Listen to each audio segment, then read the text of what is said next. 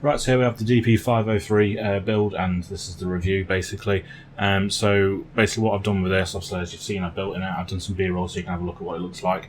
And first of all I'm going to say it looks absolutely fantastic. I've got the Antec Prism X fans in here that Antec sent me over. A massive thank you to them for sending this, and obviously a massive thank you for sending the case. I have done a previous video showing the sort of features and overview of the case, so I'll put that up in the corner so you can have a look at that if you want to see more about the case itself. This is just on how it performs as a case, and yeah, basically performs really well. Antec have done a fantastic job here. It's really easy to build in. There's plenty of space inside. It can actually fit up to an E80X board in here. It's got more grommets further along, so you can put an E80X board in as well. So that's nice to see. Other than that, there's not really anything bad about it. The only thing I'd say is, one, the cable management in the back, the sort of gap to fit your cables in isn't the biggest. It could do with being maybe, I don't know, 5 to 10 mil bigger just to fit some more cables in. I had to basically cram my cables in to get it in.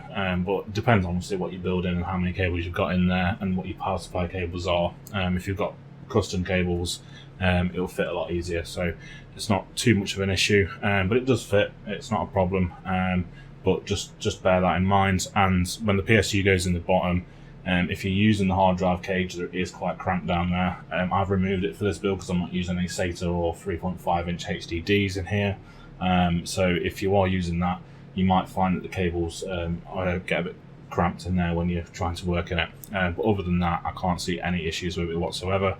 Plenty of tie down points, plenty of access. Can fit up to a 360mm radiator, which I've got in here, which is the Bits Power Cyclops AIO. So yeah, it performs absolutely brilliant. Let's talk about temperatures. So to test the temperatures, to basically test how it performs as a case in terms of airflow, first of all I did tests with the side panel and front panel off, so it's just straight airflow into there, no restrictions whatsoever. So like I say, I did that's the way I did my testing. We ran Cinebench for CPU testing, cooling. We ran Shadow of the Tomb Raider, we ran Unigine Superposition, and we ran F1 2021 benchmarks to test GPU cooling. And I have to say it performs really well. CPU idles around 27, 28 with it open, and around about the same, maybe 29 with it closed. GPU idles at as low as 20 degrees with it open, and around between 20 and 25 with it closed. So idle temperatures are absolutely fantastic. This I'll put up on the screen and what specs I'm using. Well, I would have already put that up for you to see.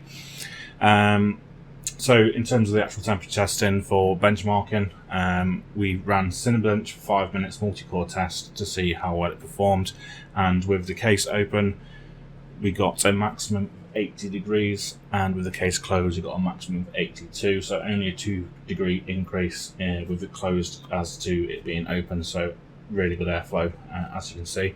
Next we went on to Unigine Superposition. We used a custom at 1440p to try and put as much load on the GPU as possible. I don't have a 4K screen, so I didn't want to do it in 4K. So I did it at 1440p, did it extreme settings, again to put as much load on the GPU as possible. And it's set at a sort of steady fan curve for the GPU using MSI Afterburner. And with it closed, with the case open, we got a maximum of 54.4 degrees. And with it closed we got a maximum of 67, and now this is quite a bit of an outlier really in terms of the results, because the rest aren't anywhere near as broad as this. So that's 13 degrees increase, which is quite a lot really, but you'll see in the other tests why this is a bit of an outlier. For some reason I'm not really sure what happened, but we'll move on to the next one. So then we went on to Shadow of the Tomb Raider. I've used 5120 by 1440 ultra wide for this on ultra settings, and basically because I can only set that to on my screen. So for Shadow of the Tomb Raider we got a maximum of 55.2 with the case closed, and a maximum of 53.7 with the case open, so again around about a 2 degrees increase, not much at all. And then lastly we went on to F1 2021, again 1440p ultra settings, to push the GPU as hard as possible, and we got a maximum with the case We've got a maximum with the case open at 54.6 degrees and a maximum with the case closed at 55.2, so not even a degree difference in that one. So as you can see, the superposition result was kind of a weird one for the test, and I'm not sure what happened there. But as you can see, the airflow in this case is absolutely fantastic. Like I say, it looks the part. It's a really, really nice case, and it retails for around £100, so probably about $100 in the US. I'll put links in the description so you can see where you buy it from, the current prices of it. But yeah, in terms of the case itself, performs absolutely amazing. Like I say, I have used the X fans in here from Antec, Prism X, and not the fans that came with it, but I'm just showing the sort of airflow capabilities of this case. There is no fan in the back. I've just got a 3 120 in the front and 3 120 at the top on top of the AIO.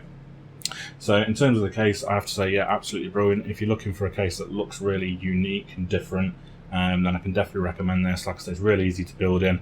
Plenty of space for fans, like I say, up to 360 in the front and the top, 140 at the back, and 2 120s at the bottom as well to cool your graphics card. 120 at the back. So you can put plenty of fans in this, and it also comes with an included ARGB fan and ARGB controller and fan controller if you want to use that as well.